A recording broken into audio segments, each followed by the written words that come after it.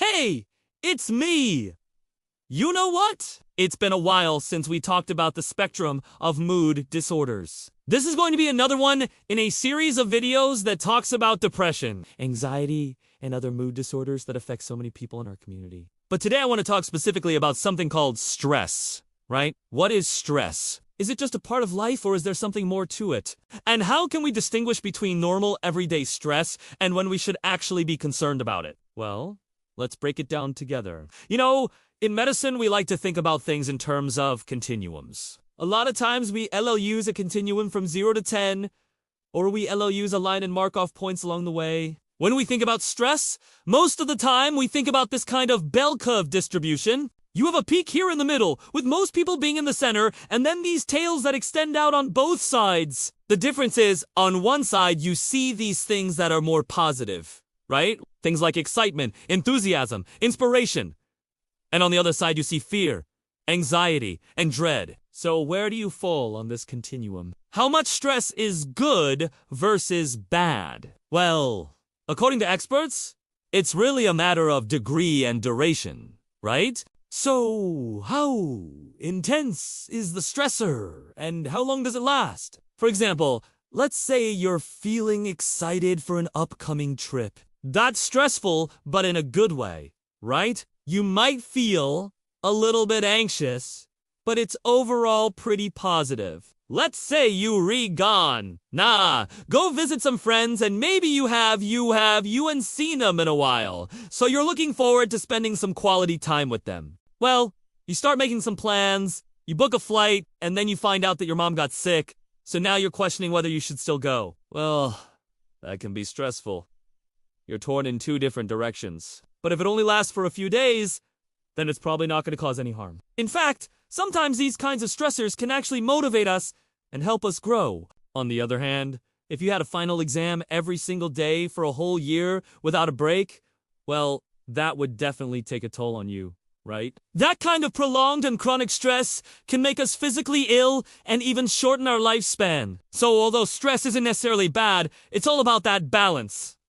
So what does the research say about this? Well, studies show that experiencing some stress throughout our lives is actually a good thing. We don't want to live in a bubble wrapped in cotton, right? Some stress is actually necessary to keep us sharp. It keeps us focused, motivated, and it helps us grow. It pushes us outside of our comfort zones and allows us to learn and become stronger. However, when it becomes chronic or prolonged, then that's when we start to experience negative consequences. Now, you might be thinking, okay, great, I understand that. But how do I know if I am experiencing normal amounts of stress or if it is becoming harmful? Well, that's a great question. In general, we can look at three different areas: our behaviors, our thoughts, and our body. So let's start with our behaviors. Are they mostly adaptive or maladaptive? Well, adaptive behaviors are things like taking action towards a goal, learning new skills, and facing challenges head-on. Maladaptive behaviors are things like procrastination, avoidance, and self-harm. So if you find yourself mostly doing the latter, then that could be a sign that you're experiencing too much stress. Next is our thoughts. Are they mostly positive and empowering, or negative? Well, positive and empowering thoughts are things like affirmations and positive Negative and self-defeating thoughts are things like negative self-talk, rumination, and cognitive distortions. So if you find yourself mostly having the latter, then that could also be a sign that you're experiencing too much stress. Finally, we have our bodies. Are they mostly balanced and calm, or reactive and Balanced and calm would be things like our heart rate and blood pressure staying relatively low and stable. Reactive and dysregulated would be things like increased muscle tension, insomnia, changes in appetite, and difficulty concentrating. So if you're noticing that your body is mostly in the latter category, then that could be a sign that you're experiencing too much stress. So how do you know if you're experiencing just the right amount of stress? Well, the answer is, it depends. It depends on a number of factors, including the intensity of the stressor and your ability to cope with it. However, here are some general guidelines. If you're constantly feeling overwhelmed, like you're drowning in responsibilities, if you're struggling to function in daily activities, or if you're avoiding social interactions, then it might be time to take a step back and assess the situation. Ask yourself, am I taking on too much? Am I saying yes to everything?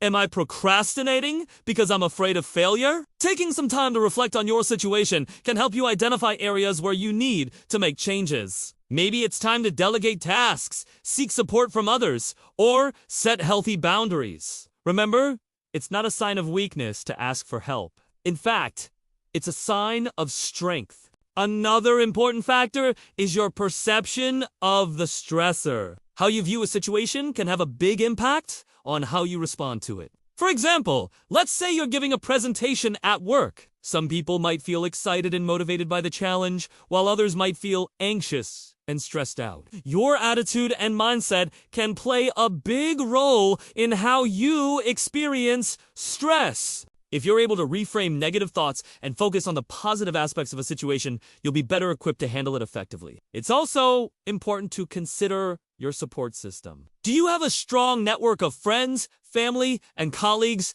who can offer emotional support and practical assistance when you need it? Having a solid support system can make a big difference in how you cope with stress. Don't hesitate to reach out to your loved ones when you're feeling overwhelmed. They can provide valuable perspective, helpful suggestions, and a listening ear. And finally, don't forget to take care of your physical health.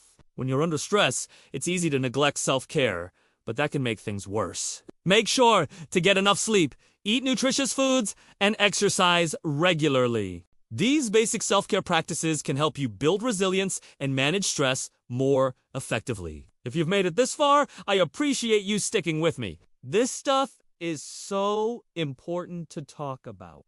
Please share this video with someone you care about if you think it will help them. It takes very little effort on your part, and it helps spread awareness about these important topics. Also, if you want to continue learning about mental health and psychology, I've got a bunch more videos right here for you to check out. Again, thanks so much for watching. Take care, and I'll see you next time.